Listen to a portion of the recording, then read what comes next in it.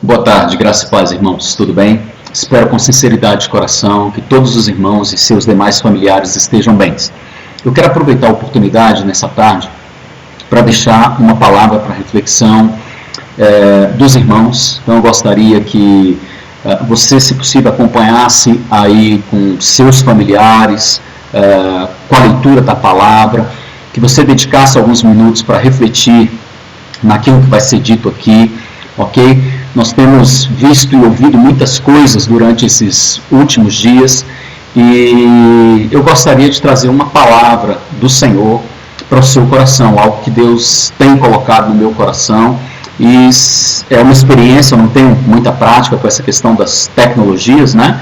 Mas eu espero aprender um pouquinho e quem sabe durante esse tempo que nós vamos estar aí, cada um na sua casa, poder fazer uso da mesma, tá bom?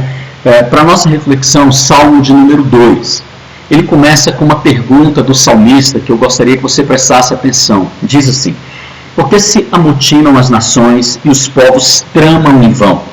Os reis da terra tomam posição e os governantes conspiram unidos contra o Senhor e contra o seu ungido e dizem: façamos em pedaço as suas correntes, lancemos de nós as suas algemas. Do seu trono nos céus, o Senhor põe-se a rir e caçoa deles. Em sua ira os repreende e em seu furor os aterroriza. E o texto continua trazendo algumas informações. Eu gostaria que você acompanhasse aí na sua casa, só para uma questão da gente ganhar um pouquinho de tempo aqui no vídeo.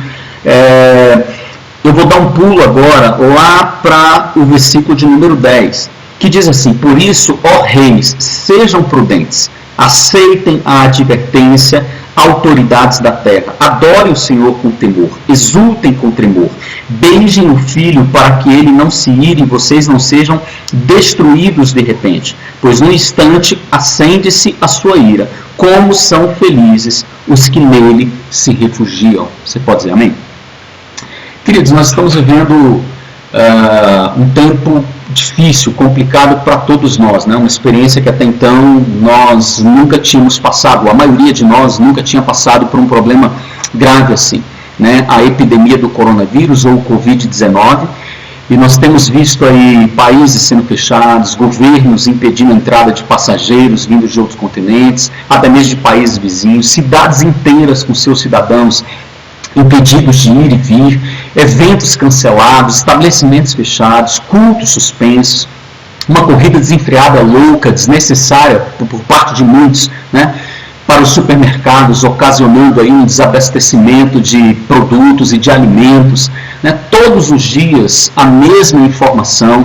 Não há vacinas, não há medicamentos que sejam comprovadamente eficazes contra a nova ameaça biológica. As bolsas no mundo inteiro estão despencando, né, anunciando uma crise financeira sem precedentes na história. E o mais importante, ou o mais trágico de tudo, milhares de pessoas estão morrendo, centenas de milhares estão infectadas, enfermas, e bilhões de pessoas estão assustadas. E é sobre isso que necessariamente eu gostaria de refletir com você um pouquinho nessa tarde. Em um tempo como esse de incertezas, de pavor coletivo, né, de desespero geral, um dos ensinamentos mais importantes que o cristão tem que se lembrar é que nada, absolutamente nada, meu irmão, foge do controle de Deus.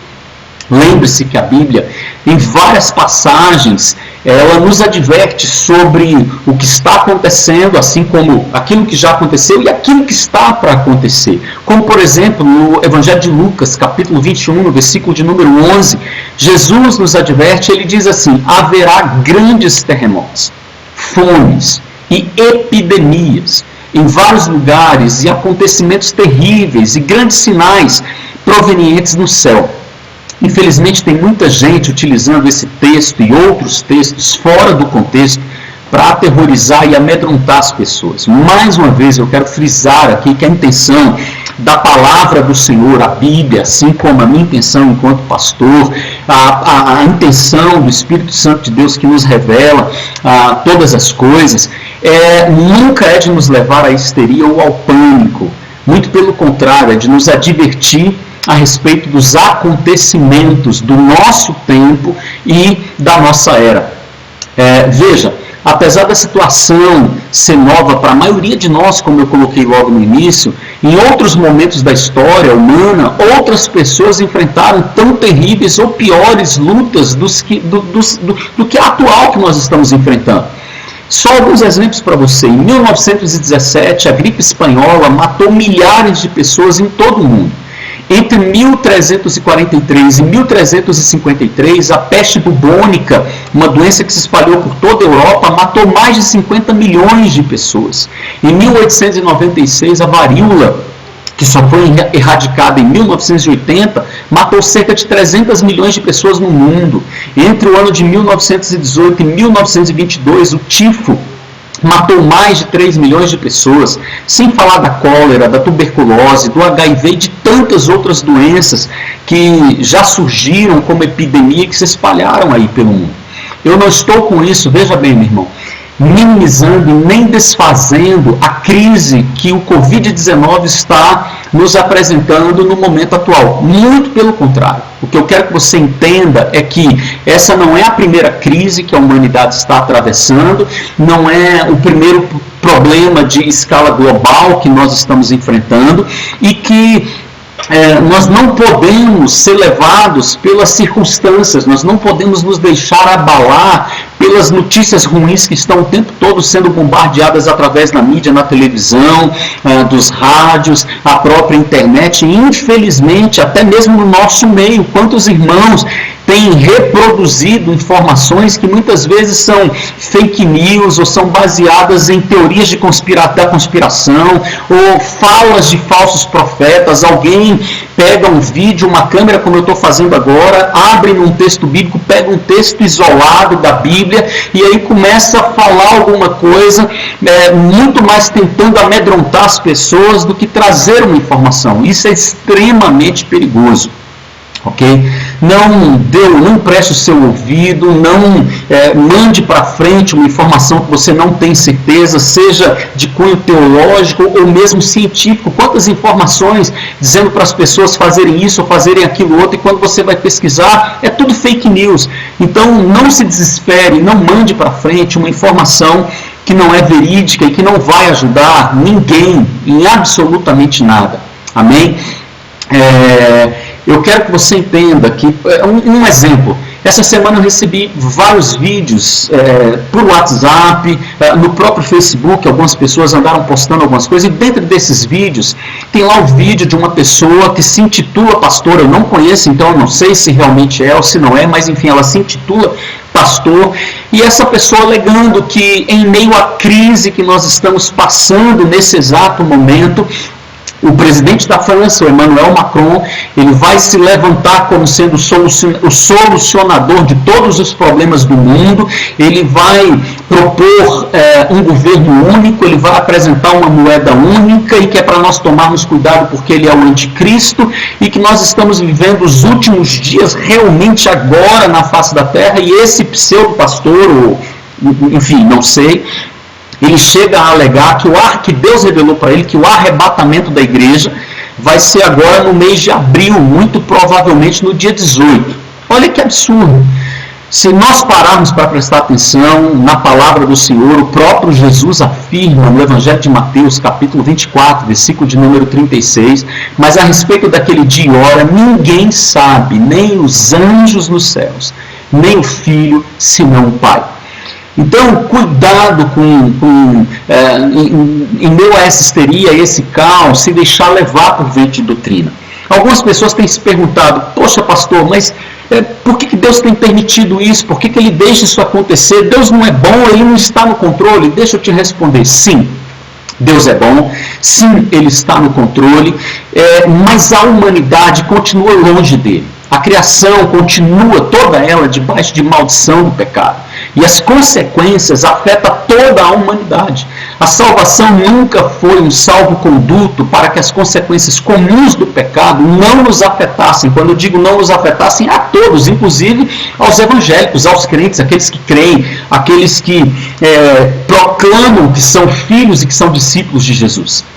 Em Mateus, capítulo 24, versículo de número 6, Jesus diz que nós não devemos nos assustar com essas coisas. E ele ainda diz mais, ele diz assim, porque é necessário que essas coisas aconteçam. Ele diz que é necessário. E aí eu tenho visto tantas pessoas fazendo correntes e preocupadas não com o cerne da questão, mas preocupadas com o seu próprio umbigo, preocupadas com o seu próprio cuidado pessoal. E eu quero que você entenda que Deus, ele não deixou de cuidar de você mesmo em meio a essa pandemia. Deus não deixou de olhar para os seus, mesmo em meio a esse caos que se instaurou à nossa volta. O que eu quero que você entenda e o que eu acho que nós, enquanto crentes, precisamos aprender numa crise como essa. Então vamos lá.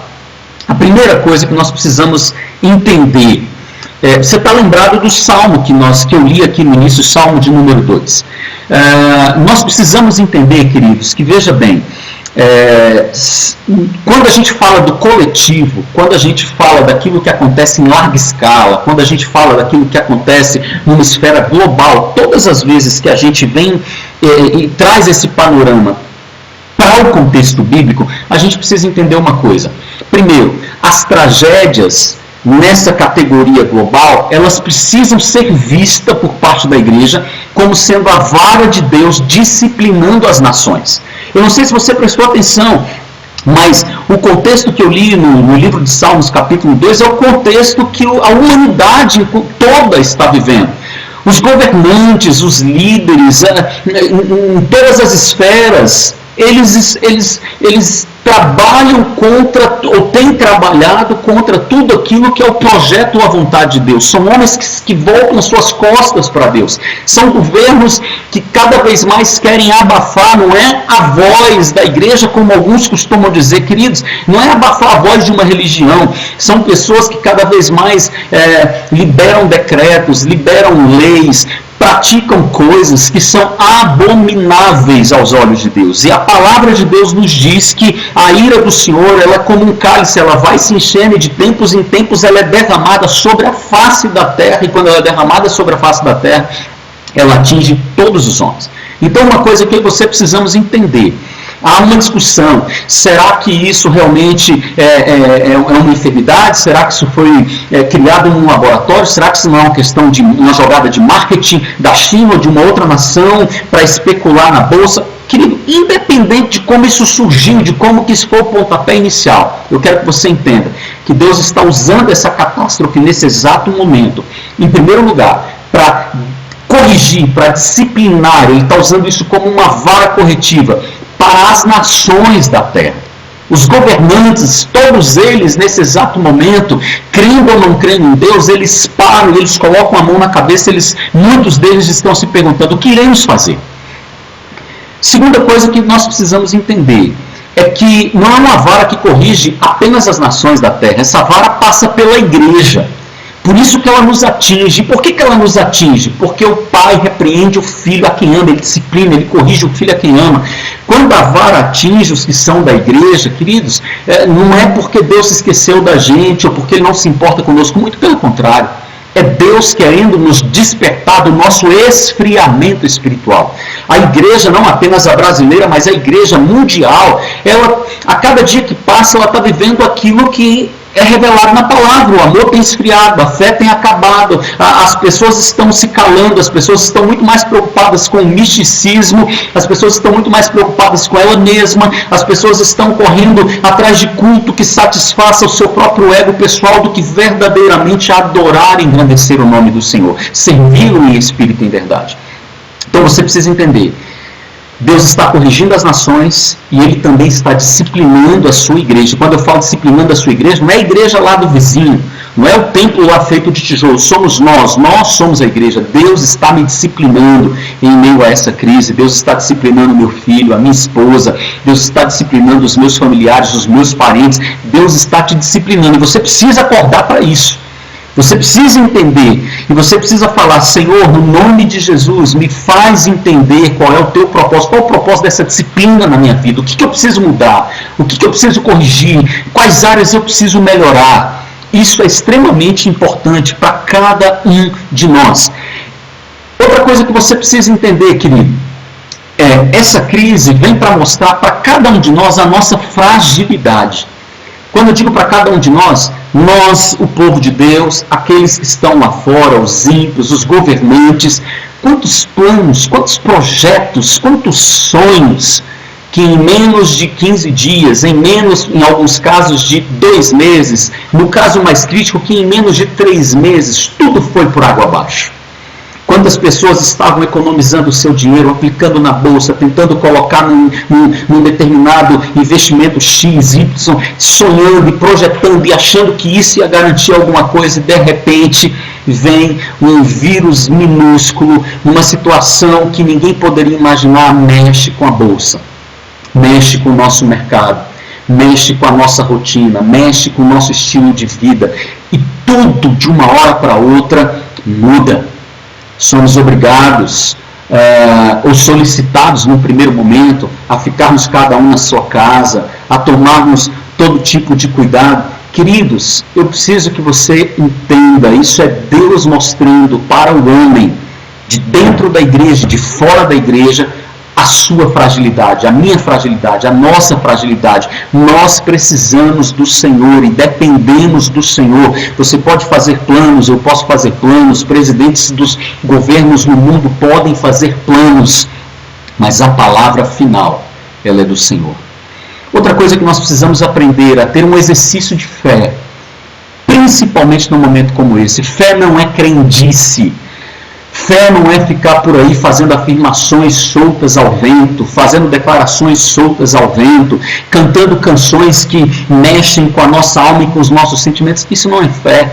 A fé verdadeira é a fé que nos leva a refletir. Deus está corrigindo o mundo, Deus está disciplinando a sua igreja, Deus está mostrando a minha fragilidade e a nossa fragilidade, e eu creio que Ele está fazendo isso porque Ele é amor, porque Ele quer o meu bem, porque Ele tem um propósito maior, porque Ele tem um projeto maior, e eu me rendo a esse projeto. Senhor, eu quero te servir, não apenas de palavras, eu quero ser um filho obediente ao Senhor. Eu quero mergulhar na Tua Palavra durante esses dias. Eu quero meditar na Tua Palavra com a minha família durante esses dias. Eu quero, Senhor, no nome de Jesus, que o Senhor revele o que precisa ser mudado na minha vida, o que eu preciso corrigir, o que eu preciso fazer, não para que esse vírus vá embora lá no mundo, mas para que eu seja um servo melhor, para que eu seja um adorador melhor, para que eu seja um filho que te honra de fato, de verdade. Essa é a fé que o Senhor quer levantar em cada um de nós. Ao mesmo tempo, o Senhor quer nos levar a ser a igreja verdadeira. O que é a igreja verdadeira? Não é a igreja que faz declarações soltas, gente. É a igreja que representa Jesus nessa terra. Então nós estamos vivendo um tempo em que nós precisamos ser um reflexo de Cristo Jesus para aqueles que estão olhando para nós. Nós não podemos entrar em desespero como aqueles que não têm Jesus. E nem podemos agir como eles. Sabe, farinha pouco, meu pirão primeiro, vou correr no supermercado, não importa se o meu vizinho está passando necessidade. Não, esse é um tempo de exercermos misericórdia, esse é um tempo de estendermos as mãos, esse é um tempo de nos preocuparmos se o vizinho da direita, o vizinho da esquerda, se o vizinho dos fundos, se o vizinho da frente, ele está precisando de alguma coisa. Quem sabe esse vizinho já me machucou, já me magoou, já fez alguma coisa no passado que me causou algum tipo de sentimento, não importa, não importa. Esse é um tempo de você exercer misericórdia. Esse é um tempo principalmente para você lançar a semente. O que é lançar a semente? Queridos, é falar de Cristo Jesus. Sabe, tem muita gente orando e dizendo: Senhor, nós precisamos da cura para o Covid-19, para o coronavírus. Sabe, querido, qual é a cura para a humanidade? É o Evangelho, porque a palavra de Deus nos diz que o Evangelho é o poder de Deus para a salvação de todo aquele que nele crê. Do que adianta achar a cura para o Covid-19, os nossos velhinhos pararem de morrer, as pessoas pararem de morrer, ou nós pararmos de nos preocupar com essa enfermidade, porque ela já não vai ser tão agressiva e não estaremos correndo risco dela matar as pessoas que nós tanto amamos. Mas as pessoas que nós tanto amamos e tantos outros que nós não conhecemos, correndo risco e caminhando a largos passos para a perdição, para o sofrimento eterno. Sabe, muito mais importante do que a cura para o Covid-19, é nós entendermos que o Senhor Deus colocou em nós aquilo de melhor e de mais poderoso que essa terra precisa. É o Evangelho, o poder de Deus para a salvação de todo aquele que nele crê. Eu quero finalizar essa palavra com um texto que está em 1 Pedro, capítulo 3, versículo 14 e 15, que diz assim: não tenham medo das ameaças, nem fiquem angustiados. Pelo contrário, santifiquem a Cristo como Senhor no seu coração, estando sempre preparados para responder a todo aquele que pedir a razão da esperança que vocês têm. Que o Senhor Deus te abençoe, que o Senhor Deus te guarde, que o Senhor Deus resplandeça sobre ti, sobre a sua vida, sobre a sua casa, sobre os seus familiares, o rosto dele. E que ele te inunde de paz, a paz que excede todo o entendimento. Amém? Não deixe de louvar e de adorar ao Senhor em meio a essa crise, querido. Que o Senhor Deus te abençoe. Fica na paz de Cristo Jesus. Amém? Deus abençoe.